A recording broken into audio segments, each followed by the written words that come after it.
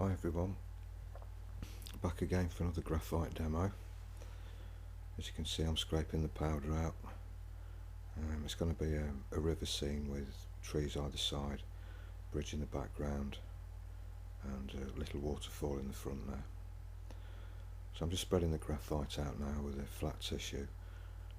I'm not trying to get it too smooth this time. I'm trying to leave lots of variation in tone and a few sort of darker areas which will be markers for the bridge and the waterfall, etc.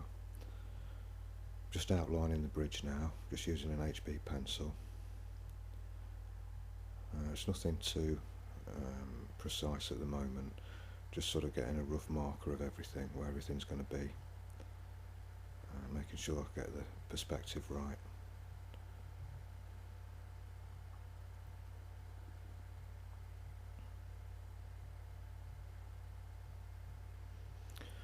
Incidentally, it was HB graphite powder that I used to start with.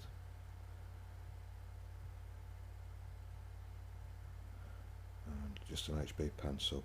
In fact, that's all I used through the whole picture, just an HB graphite stick and an HB pencil.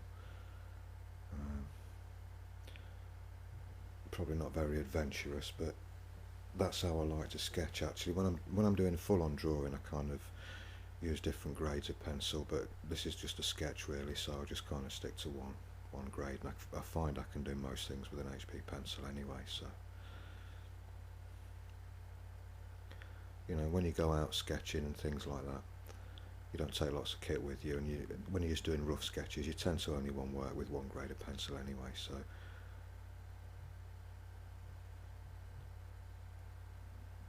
as you can see, I've put some tree trunks in there in the middle ground.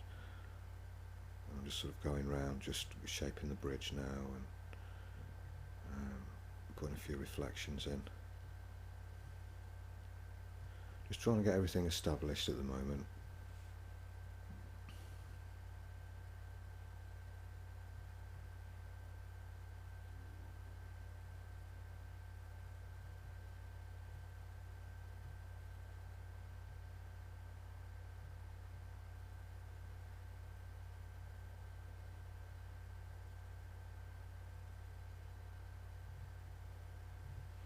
Just marking out roughly now where the waterfall is probably going to be. I'm always prepared to change these kind of drawings. I'm not copying anything. Well, I've got a picture at the side of me which I'm kind of using as a reference, but I'm not copying it exactly. I'm changing quite a lot. There is a waterfall in the picture, but it's only like a little tiny thing. I'm planning on making this one a little bit bigger and changing the layout of the trees a little bit. Again, I'm being sort of guided by the graphite powder as to where the trees go and the lights and the darks and everything, and the lie of the land. But as you saw at the start there, I did actually put a few sort of darker areas in, and I did kind of work it a little bit to get some of the darker areas where I wanted them and leave some of the lighter areas light.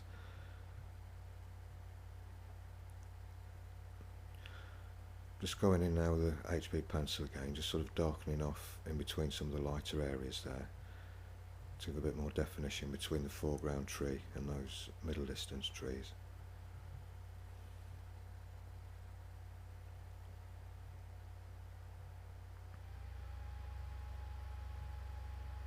Just using the eraser to pull a few light areas out where the water's going to be.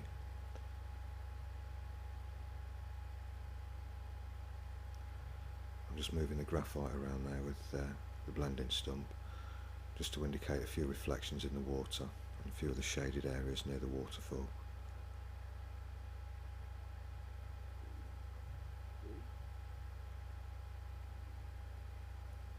And I'm using a Derwent pencil eraser there to highlight the trees. Basically I'm just kind of stippling with it. It's quite a soft eraser. You don't really have to rub with it. If you just touch the graphite, especially graphite powder, it'll just stick to it and it'll pull straight off, and you get left with these really nice fine little white spots everywhere, which look really nice for sort of highlights on trees and things like that.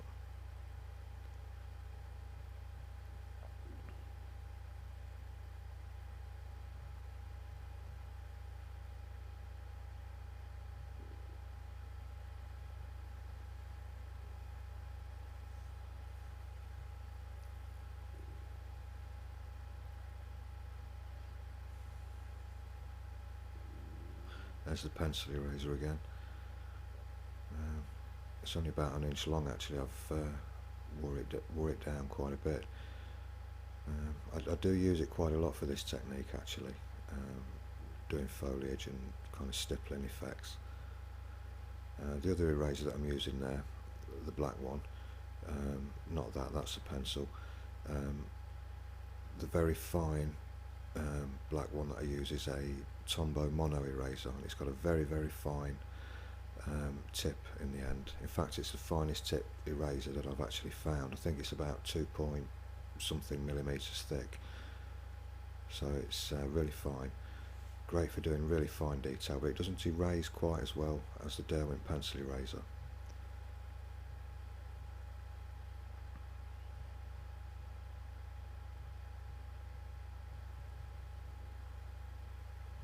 I'm doing a lot of messing about in this drawing actually. I keep sort of going from one area to another and then deciding that I want the trees a little bit darker, and then I'll, you know, go in with the HB pencil and sort of draw behind where I've highlighted with the eraser. So I'm literally like drawing around the highlights, which is very sort of fiddly, and then sort of blending it in, and then even pulling a few more highlights. But it's a slow process. You just got to build these things up gradually.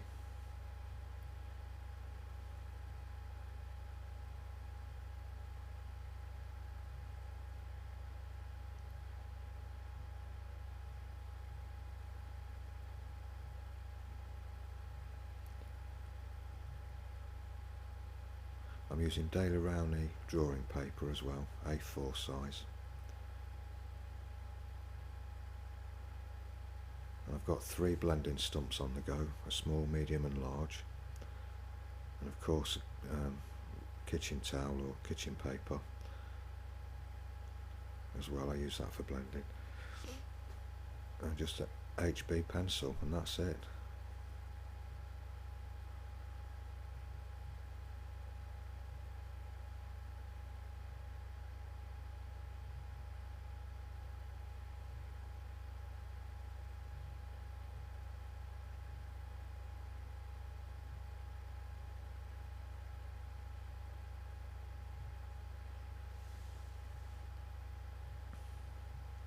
Just going back in again there with the kitchen paper. I'm just using it just to darken a few areas on the right hand side there. I've not actually sprinkled any more graphite powder down. I'm just using what was left over actually on the kitchen towel. So you know, I didn't really want to start sprinkling more powder everywhere, you know, at this stage, because it can get a bit sort of messy. So there's always enough left over on the kitchen towel just to, you know, darken a few areas if you need to.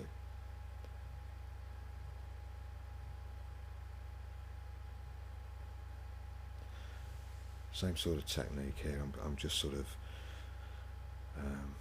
I've just pulled a few highlights out with the pencil eraser, and now I'm going in just drawing a few tree trunks in between, just trying to gauge roughly where I think the trees would be. Couldn't actually get this right hand side to look any good. I keep playing around with it and playing around with it. I think I've probably overworked it, but we'll see in the end, at the end there.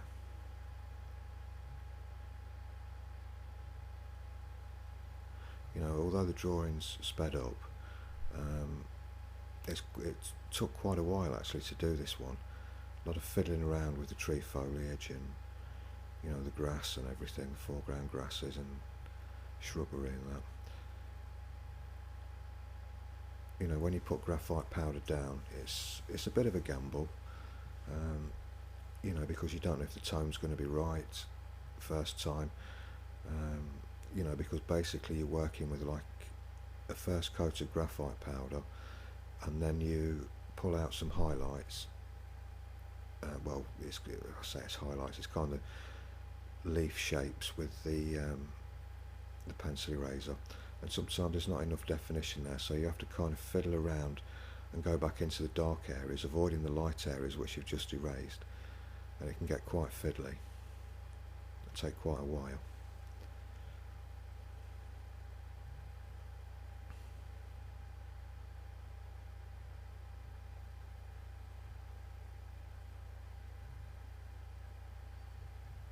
In the reference picture that I'm using, this right hand side is more in shade. The sun's coming through the back of it and catching the trees more on the left hand side. But for some reason it just didn't look right in the drawing to make that side darker, so I eventually changed it and made it a little bit lighter.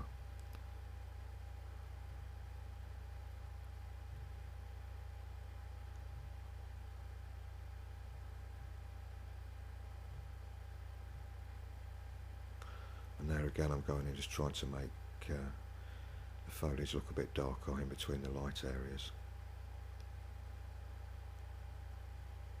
Hindsight's a wonderful thing. If I'd have realised that at the start, I could have made the graphite powder a lot darker. But it's very hard to tell initially, you know, when you just put the graphite powder down, if that's actually going to be dark enough.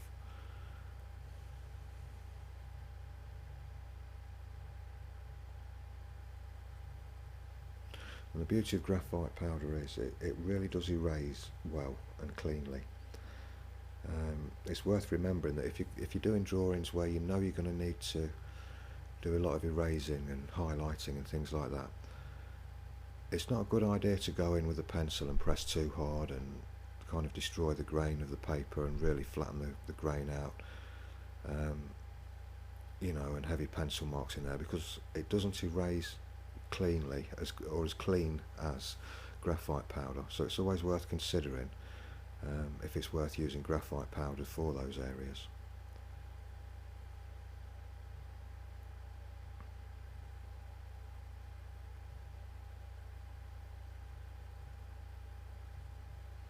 I'm still fiddling around with those right hand trees there, I just can't get them right.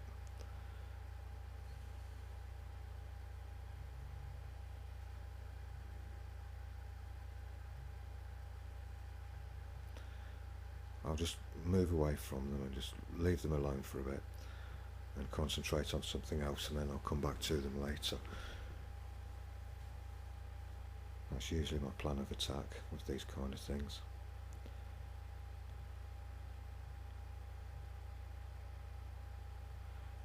So I'm just sort of putting in a few rocks now and establishing where the waterfall's going to be.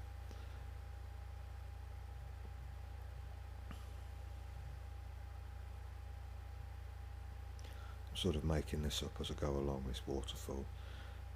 There wasn't hardly any rocks at all in the picture that I was using, but I just thought it'd be a nice addition to the picture just to put a few in to add a little bit of interest.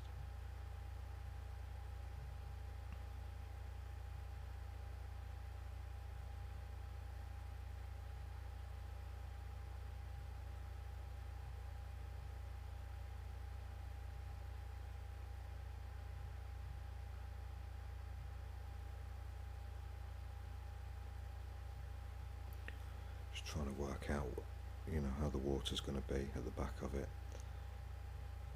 So there's some rocks there on the left hand side, and the water was sort of quite dark near that tree.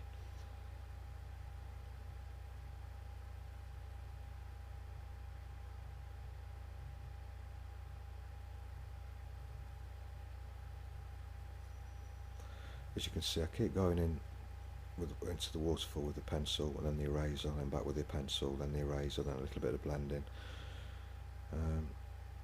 I'm just kind of playing around with it really, just kind of trial and error and seeing what looks good, what works best. You know, just trying to make the most of it. Because when you're making things up from your imagination, you've got nothing to go on. You kind of haven't got much choice really. I mean, you can visualise these things, but not always. So sometimes you just need to just be brave, put some graphite down, take a step back and look at it and think, okay, I'll pull a few highlights and make that a bit darker. You know, as long as you actually start and get the ball rolling, you know, your picture will guide you along.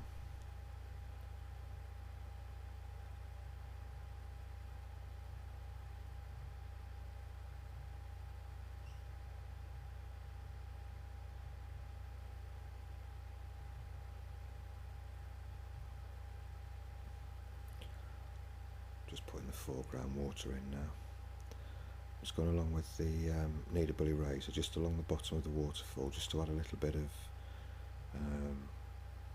you know, like white water and mist where the water's breaking there on the surface.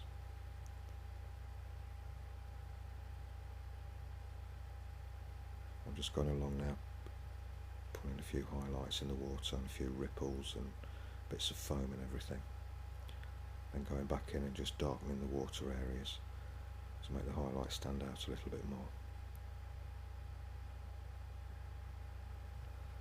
So that was as much as I've pretty much done on that. I'm just tidying up the edges now, give it a nice clean frame.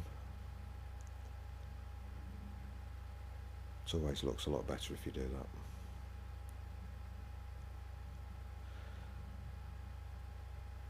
So that's just about it. So there's the finished drawing. Hope that was helpful to you.